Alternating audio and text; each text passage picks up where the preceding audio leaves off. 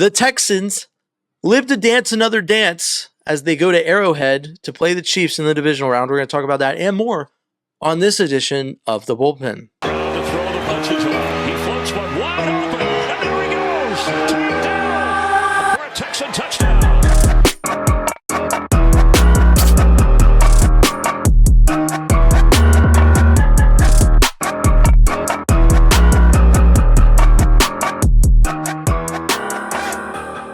Hello and welcome to The Bullpen. As always, I am James Roy, and with me is Tom Chevrier. Tom, how are you doing today?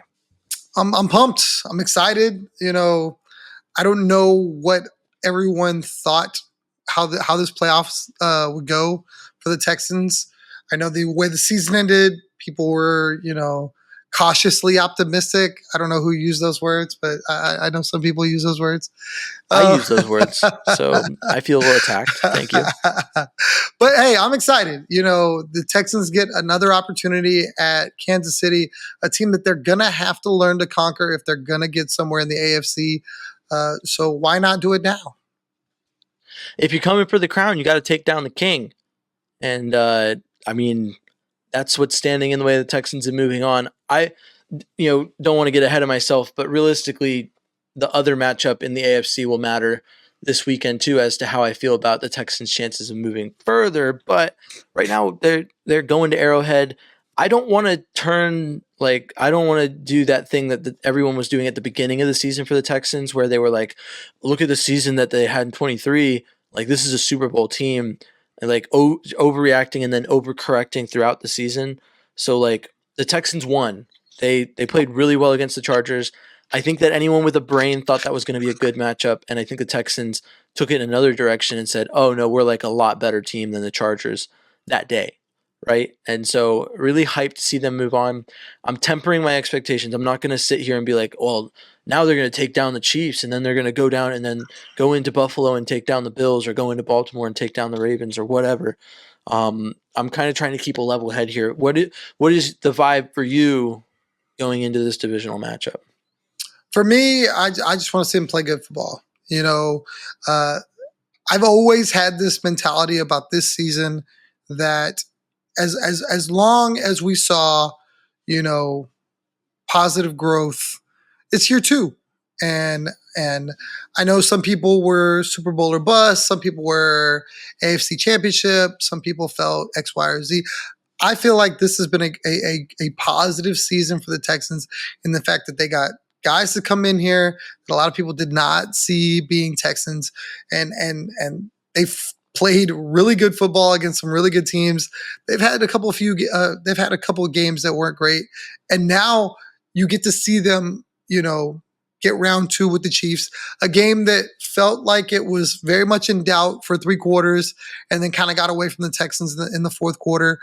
I really feel like this is an opportunity for the Texans to prove that they belong in the same class with, the top 4 teams in the AFC.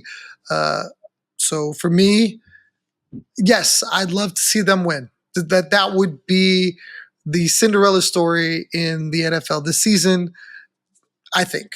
Maybe not, maybe so, I don't know. I think. And,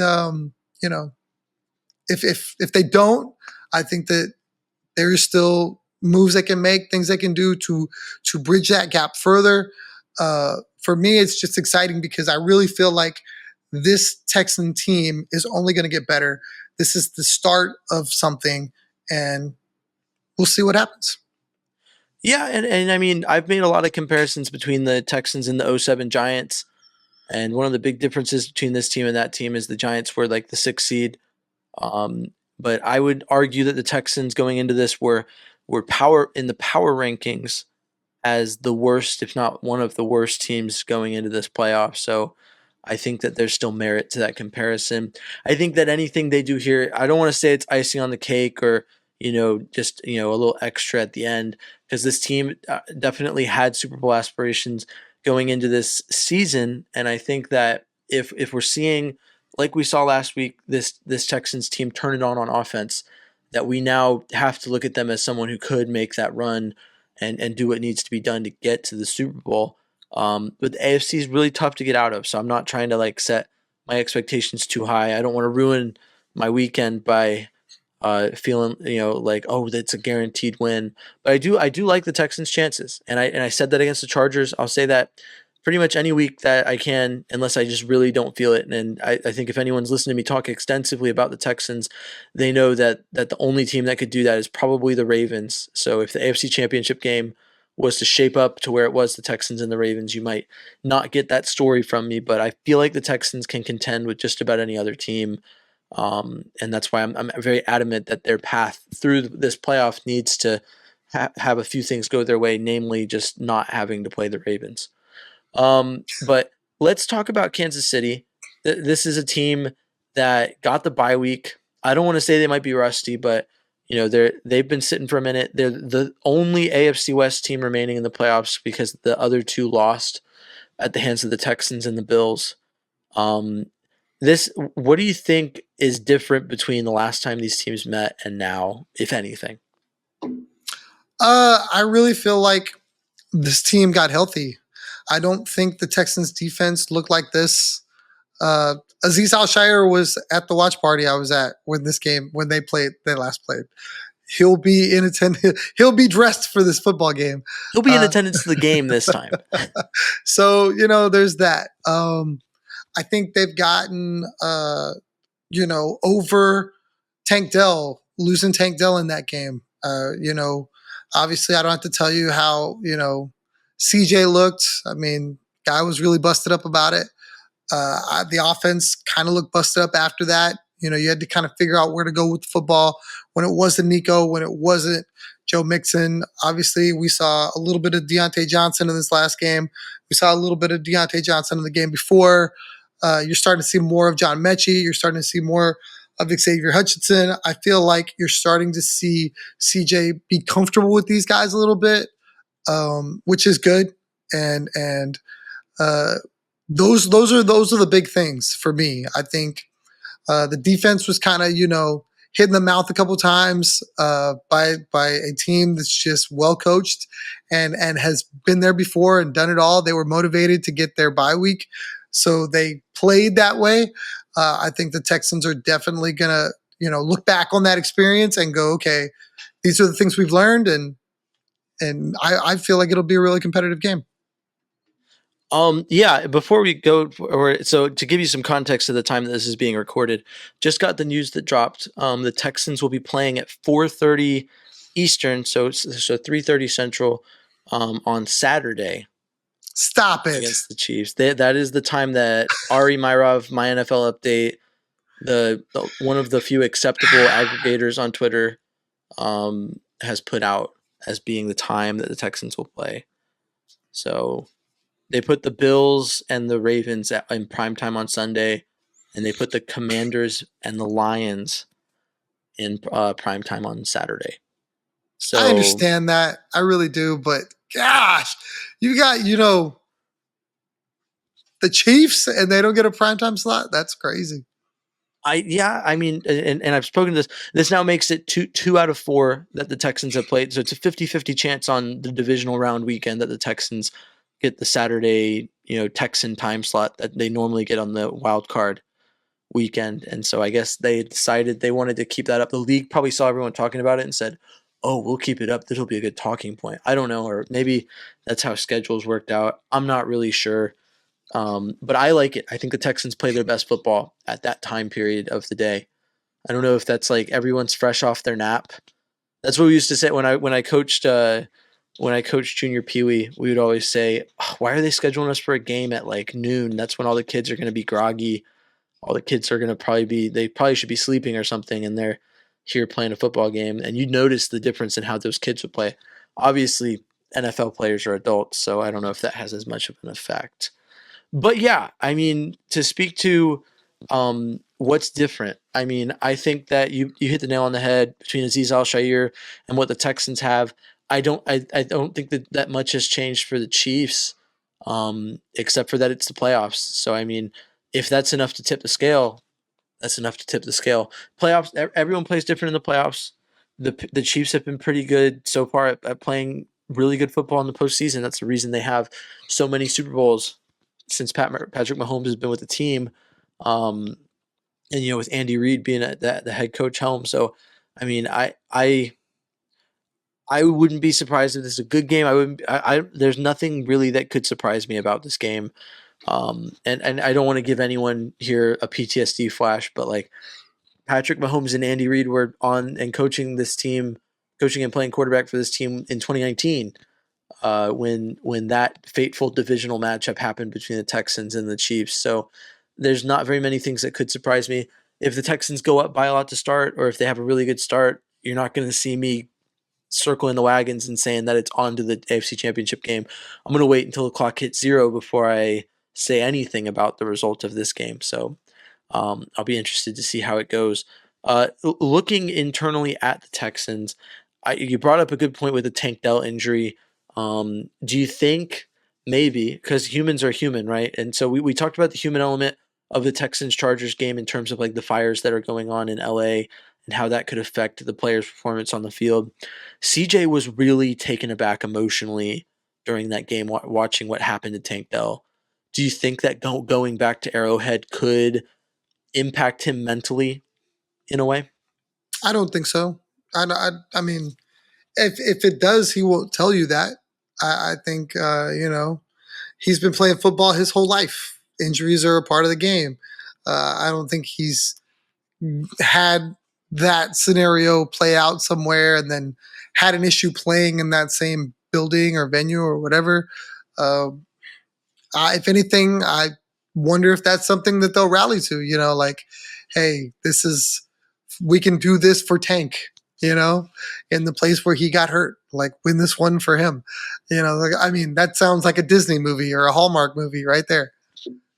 I mean, I would hope that's the case. I would hope that at the end of the day, they rally around it. There's some people that are like, well, this is a revenge game. I'm like, well, the Chiefs remember it, but I mean, none of these Texans players outside of maybe Laramie Tunsil were on the team when this happened. So it's like a whole different ball game realistically, in terms of like how this could go. So I don't think they're putting much weight on that. So I think that one of the big motivators, if we're looking outside of it's your job to win a football game and Super Bowls sound like fun, um, you know, doing it for Tank, I think is a good motivator, if anything. Um, but we'll see how CJ handles it. I mean, CJ wears his emotions on his sleeve. I don't think he's afraid to, work through that. And obviously he's been very open about his relationship with God, so I think that's something that could help him work through that. So I'm hopeful that it's not something that impacts his performance. But as a human, I mean, I would understand it. But as a football fan, I'd really hope that he could work through it because I'd really like to see the Texans continue to play football in this winner go home matchup. Not to be insensitive, but looking at there's a couple of other looking at the Chargers. There was a few former Texans. The former Texans on this Chiefs team: DeAndre Hopkins, Justin Reed, Charles Omenihu. What do you make of those? Do you think there's any significance there? Is there going to be any like bad blood, or do you think it's kind of like I said with the no one on this team was on the 2019 team, so like it doesn't really matter. I don't think there was any of that. I mean, outside of Charles Omenihu, he was very adamant that he felt the Texans did him some kind of way. The other two guys really spoke highly of the Texans, so I don't see that being a big factor. I don't know how much of a factor Charles Omenihu is going to be. So, I think he's a really good player. I wouldn't call him a leader or anything like that, but I think he's good. And I'm being serious. No, yeah. I don't know that neither of those guys. I don't think that's going to be a story that's going to be told. I don't think that anybody's going to really harp on that. It's going to be about Patrick Mahomes versus C.J. Stroud and how the Chiefs handled him, a month ago. Yeah, I mean, I agree with you. I think that if anything, for me, right, if we're looking at the past and we're looking at what has happened, for me, the significance of this game is that if C.J. Stroud, so it's not been a lot, right? I'm not going to sit here and act like everyone on Texans Twitter is like, I miss Deshaun Watson. But you get the occasional, like, when CJ's having a bad game and someone goes, man, I remember when we had a real quarterback. And some of those people are probably joking, but like there's been at least one or two where I'm like, dude, are you seriously? We're in a good spot. CJ's the guy. Deshaun, I don't miss him. But I'll tell you this: I will not accept hearing anyone in the Texans fan base talk about Deshaun Watson if CJ Stroud wins this game. If CJ Stroud goes out and leads a win in this very similar situation, takes the Texans further than they've ever been before against a team that literally came back from down 24-0 to ruin the chances of Deshaun Watson doing that. Um, I I would ban that word. I would ban that word from being used by anyone. We're not going to say the dude's name ever again, even in jest. I don't want to hear the words Deshaun Watson ever again if CJ Stroud leads the Texans to a win in this game. That's my thoughts on the past and how it impacts this game. But looking at the Texans as a team, it feels like they're kind of at this crossroads of like, obviously we've discussed, the expectation has fluctuated a lot this season, but this is a Texans team that has won the division twice in a row, back-to-back AFC South champions, Brian, um, and has put together a pretty significant start to what could be a good run for this team. But it feels like this is probably going to be where the Texans are at for the next several years. Like, it's the divisional round. Insert AFC contender here is who the Texans have to beat to move on. What do you think changes if the Texans win this game? Like, if they go in and win this game, is there some ramifications in the future in terms of like how this is viewed? Or do you think on the flip side, if the Texans lose this game, that it maybe sets you down this path of like, this is as far as we're ever going to be? The Texans were not designed to move further. Or like, how do you think that the results of this game could impact the future? I really don't look at it like that. I mean, I think there was a really interesting point that was made in the Chargers game by the broadcast team that the last Chargers playoff win was in 2018 over then a Baltimore team that was led by Lamar Jackson. So we're talking about 6 years prior, and Lamar hasn't got over the hump yet. So I think when you put that into perspective, you really kind of have to understand that, yes, there are guys like Patrick Mahomes that just figure it out right away. The team comes together right away and they win. And they just have sustained success for a long period of time. But there are guys like Josh Allen. There are guys like Lamar Jackson that are still trying to get there, that are competing for MVP. And their teams are really well positioned to win. And this coming week, one of those guys is going to go home. And the questions are going to be like, all right, can they get over the hump? And for the Texans, I feel like they're going to have to answer those questions too. I just don't know that I'm ready to place this big expectation on them in year two. I feel like there's some time for them to retool and build. I mean, Baltimore did it. They've had a couple seasons where they looked good in parts, and everybody's like, hey, Lamar's ready to go. And they run into Kansas City, or they run into Buffalo, or Miami was good for a stretch. Cincy was good for a stretch, and they get knocked out. So I love that the Texans are at least getting a seat at the table right now. And I think when you look at what D'Amico's doing and Nick Casario's doing, I think the more they build on top of it, the better they can be and go further and eventually maybe represent, the AFC in a Super Bowl. But I don't necessarily look at it and go, well, if they get housed on Saturday, this team can't do it, or they're not capable. If they play close and lose, I'm not going to go, well, next year they have to do it. They got this close and have to do it. Because you've seen it around the league where there's been teams, there's been guys. The Lions is a perfect example. They look like a lock to represent the NFC in the Super Bowl. They could turn around and lose on Sunday, and then that's going to be a really good football game with the Commanders, and then they're going to be talking about Jaden Daniels as like the next it guy because he took down the big bad Lions. So for me, I just love that what we're talking about now is the Texans having sustained success I would think for the life of our quarterback. As long as CJ is a Texan, I feel like they've got a chance, and they can build around him however they choose to do it. And we could be talking about every year, hey, CJ and Nico, that and however else you do it. So I'm excited about that. Yeah, I mean, I agree with a lot of what you said. I mean, I think that this team, win or lose, they're in a really good spot. I do think that winning this season maybe gets them a more firm seat at the table as contenders. Um, but if a loss, like unless they get absolutely crushed, I think doesn't remove them from that. I think that there's room, and I believe Nick can retool the team and get them into a better spot. And then obviously there's the elephant in the room of how the offense is being run, and who knows how they go about fixing the offensive issues on this team if they persist. But I mean, the offense is hitting its stride at just the right time. So I think that this is going to be a good game. I think the Texans have a good chance to win. I've I said have it. a question I'll for say you. it throughout the episode. What's up? I have a question for you. You've made references to Bobby Slowick the last two episodes, this one and the one after the Chargers game.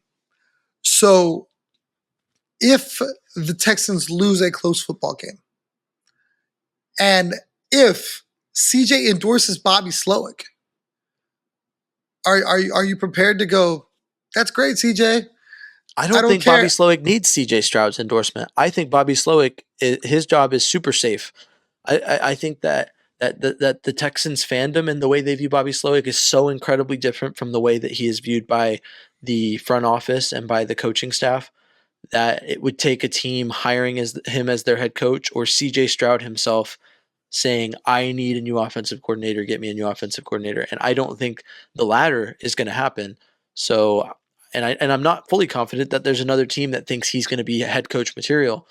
So I think the Texans are. I don't think the Texans are moving on from Bobby Slowick this offseason unless they get absolutely obliterated and the offense just is super inept in this game against the Chiefs, or at any point in the postseason.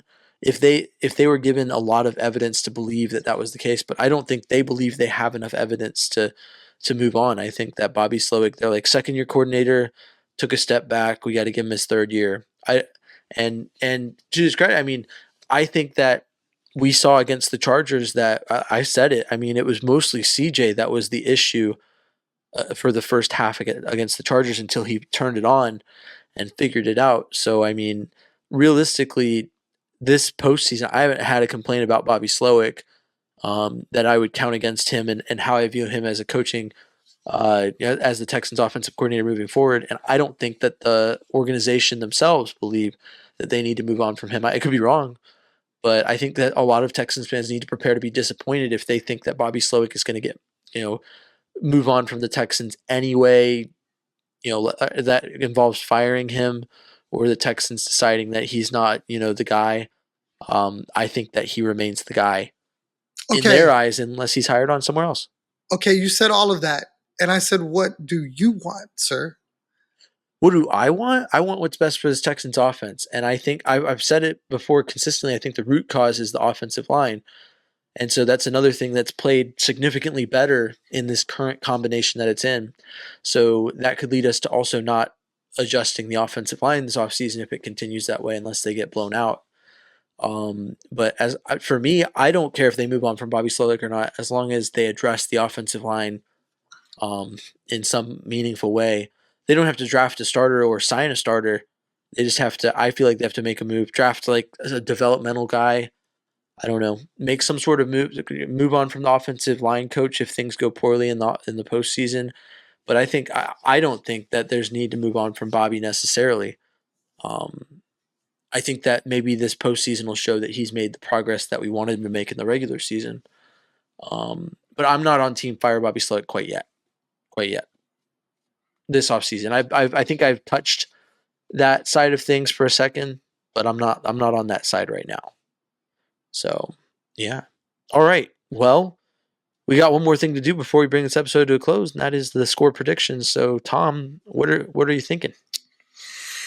I want to pick the Texans. Yeah. So you know that whole thing where your heart says one thing, your head says the other. Yeah. My head 100% says that Kansas City's going to win by 6 points. That's my head says 23-17. But I'm not giving you the prediction with Well, you just did, but I want to hear what your heart is saying. That's what I'm saying. Forget that one. Forget that one. You heard Okay, it, out of my but brain. that's not What score that's not, prediction? me 24-21 Texans, Fairbairn 57-yarder for the win. I like it. I think that's solid. I think it does go against the general tendencies with Fairbairn, where he generally doesn't play as well outside. It's cold, could be windy. I don't know what the temperature's looking like in KC at this point, but I like it. I like it because the Texans win. And I know that the playoffs are going to be stressful, so I don't really care that it's a stressful game. For me, I really gotta work because this has got to be a really good storybook ending.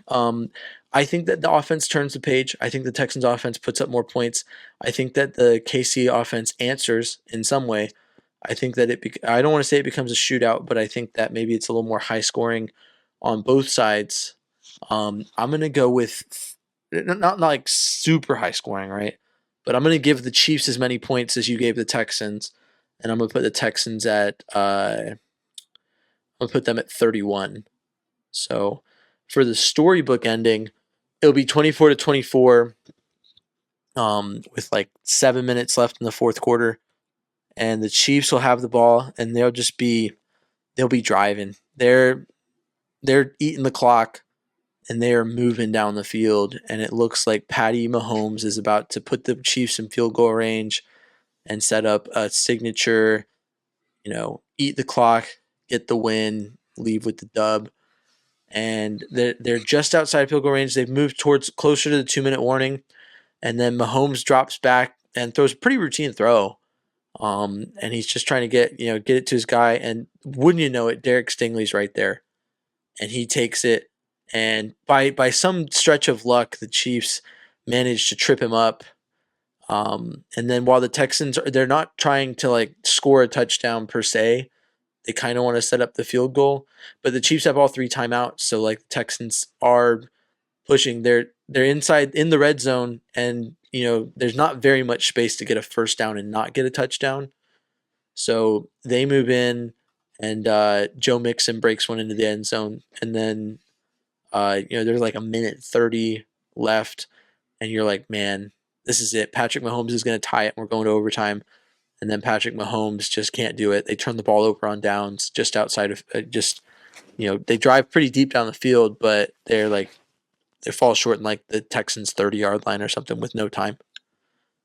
Yeah, there it is. There is my storybook ending, not my last storybook ending, because the Texans are going to win. So, and when the Texans win, there will be another storybook ending. I'm going to keep doing that. I did that when we previewed the Chargers matchup. I'm like, it's not the end. It's not the end. But yeah, any final thoughts before we bring this thing to a close, Tom? So for people that are wondering, the Weather Channel app on my phone has the weather as 28 degrees is the high and 11 degrees is the low, with a 9% chance of precipitation. So probably better that this is a 3:30 game. Maybe we can get most of it out of the way before it gets to 11 degrees. Winds out of the north, 10 to 20 miles an hour. So not crazy. Not crazy, but still wind. I don't know what direction the stadium faces, so I don't know if that would challenge Miami, but yeah, and I've spoken to it. This is the first true challenge. Like everyone talked about how they thought the Chargers were going to beat the Texans in Houston. The Texans outside of Houston in the playoffs have never won a playoff game. So interested to see them go against the number 1 seed Kansas City Chiefs in Arrowhead in that weather. I'm not going to say anything more about it because otherwise I'm going to sound pessimistic. Because I'm an optimistic guy. I think the Texans can win this game. So with that, thanks for tuning in. Thanks for listening to the Bullpen. Make sure you subscribe. Make sure you're locked into this contest. I got a hat contest going on Instagram. You could be one of 2 people to win a fitted hat from the Fitted Dad. Your pick of his Texans selection that is in stock. shipped to you if you win. And that's only if the Texans win will there be a drawing for a winner. That's the stipulation. So make sure you're in on that. You can find us wherever you find your podcast. I've been James Roy, and you can find me at James Roy NFL on Instagram and Twitter. Tom is at Third Coast Tom on Twitter and TC Tom1 on Instagram. And we have been the Bullpen. As always, stay classy, Houston, and vamos Texans. Thanks for tuning into The Bullpen, a Texans podcast. Please like, comment, subscribe, and follow along for more Texans talk from The Bullpen. Take the handoff. Stroud